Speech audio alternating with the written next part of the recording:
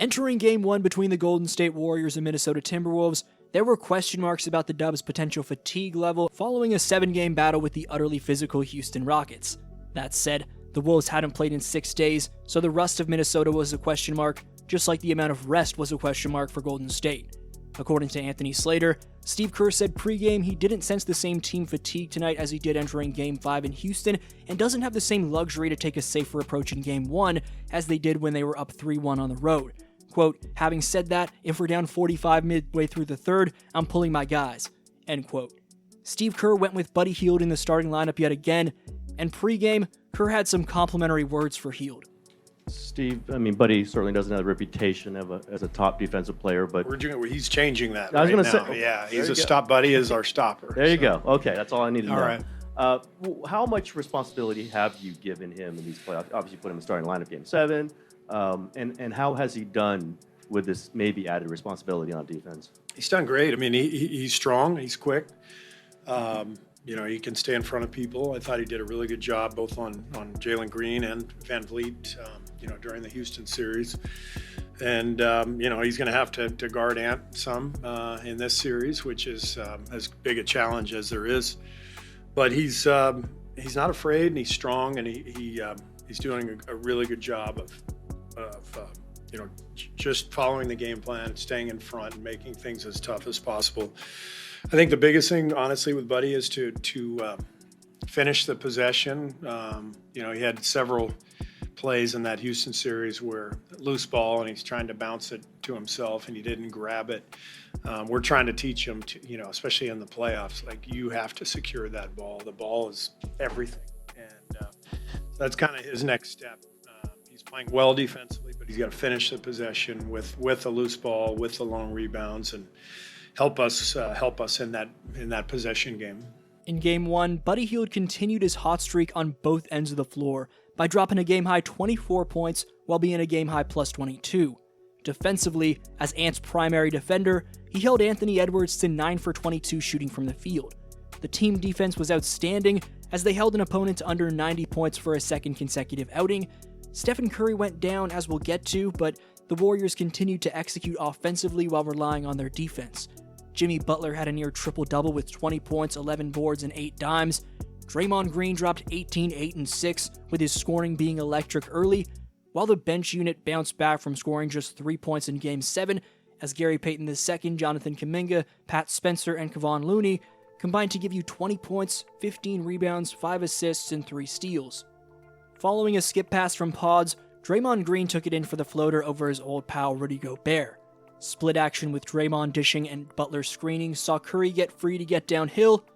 With Curry cross-screening from Butler, Pods hooked Jimmy up with this dime to the corner.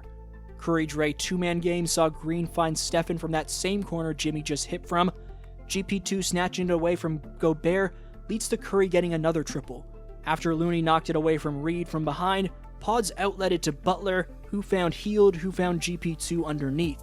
Both teams played bad in the opening frame, as the Wolves were missing easy looks, while Moses Moody shot 0 for 4 in the quarter, and the Warriors' offense was generally sluggish. The Warriors were only down 2, yet they were playing brutal. The Wolves opted to let Stephen get single coverage on Nickeil Alexander-Walker right here, and Steph ultimately hits him with multiple stepbacks to get free for a highly contested bomb. After the Warriors went up 10 following a Curry floater, Steph was forced to go to the locker room in the second quarter due to a left hamstring strain, and he wouldn't return. A massive blow. With his bad hamstring, Stephen would run a pick and pop to perfection with Draymond Green. Jimmy isolated Conley, collapsed the defense, and found Draymond. Butler kicked to Kuminga, who swung to Draymond, who took it downhill for the jam. Despite the Warriors being without Steph, the Warriors held the Wolves to 31 points in the opening half, their lowest total of the season, and they held Ant to 0 field goals made. The Wolves were 0 for 15 from 3 at half. The Warriors allowed the fewest points in franchise history at half. Inverted split action with Draymond dishing on the far left wing sees Buddy set a perfect screen for Butler, springing Jimmy open down low where Draymond hooked him up. Smooth stuff. Transition opportunity sees GP2 set up Hield in the corner, a shot that put the Dubs up 20. Buddy Butler pick and roll sees Hield deny the screen and gallop downhill to his left before extending over the outstretched arms of Ant-Man with his offhand for the tough deuce. At the back end of the shot clock with Hield kicking a GP2 and Payton swinging a Butler, Jimmy hit this seemingly impossible off-balance triple that banked in off the window. Draymond drove to set up Kuminga on the cut right here. Butler drove past Gobert through the paint and out to the perimeter where he handed it off to Hield. Looney DHOing to Hield leads to Hield passing out of a jumper to find Jimmy, and Butler getting past DiVincenzo before stopping short for the floater over Gobert. Slick. Here it's Butler finding his way past Naz Reid in an isolation and kicking to a wide open GP2 for the splashdown. Again with Reid on him, Butler catches Ant-Man ball watching, and it's Buddy making him pay. Stephen Curry is getting an MRI tomorrow and is listed as day-to-day, but obviously this was a crushing blow for Golden State. Still, with how the Warriors executed offensively with their off-ball motion-heavy system with the ability to even plug in a guy like Pat Spencer, the Warriors will be tough to beat, even without Stephen Curry. I don't expect Curry to play in Game 2, given the Warriors already stole home court advantage. Steve Kerr had a great coaching game, though, as Kevon Looney gave him elite minutes with his screen setting, offensive rebounding, and drop coverage D. Defensively speaking, the Warriors were close to flawless in the second half, as their help defense, rotations, and hustle were all elite. In Game 2, the Warriors have to base their offense around Jimmy. One of the reasons why that's far from the worst thing is while Butler shot just 7 for 20 from the field, he was running the offense down the stretch with his dribble penetration and passing. That's why I feel good about the ball being in Butler's hands for the most part offensively for the Warriors in Game 2. I also feel good about how swift the Warriors looked defensively, as these guys were on a string with their man-to-man pressure and recovery on the backside. Overall, this was a championship win for Golden State, as how Draymond, Jimmy, and of course Batman's understudy Buddy Hield stepped up, minus this team's 1A, when they could have been let down when they got the news Steph wasn't going to return, was inspirational. Let me know your takes on the Warriors Game 1 dub. This was your boy DFlow, and I'll see you next video. No. I'm Batman today. I saved the day. He's still Robin. All right, well, I'm still Robin, yes. And Steph's still Batman. And Buttered is still who he is. I mean, Butters. But you had another good game, man. Except for that stupid thing you did at the beginning of the game when you didn't have on the right shorts. It's not real Robin and or Batman-like. Buddy, what happened with the wardrobe malfunction? Jimmy switched it out. It was Jimmy's fault. Okay. Jimmy switched it out, and that's what happened. So I was looking for my shorts, and I thought it was the right one. He said, "Yo, put these on." It was the right, and that was good. That's what you're going with. Yeah, I'm going. It was Jimmy's fault.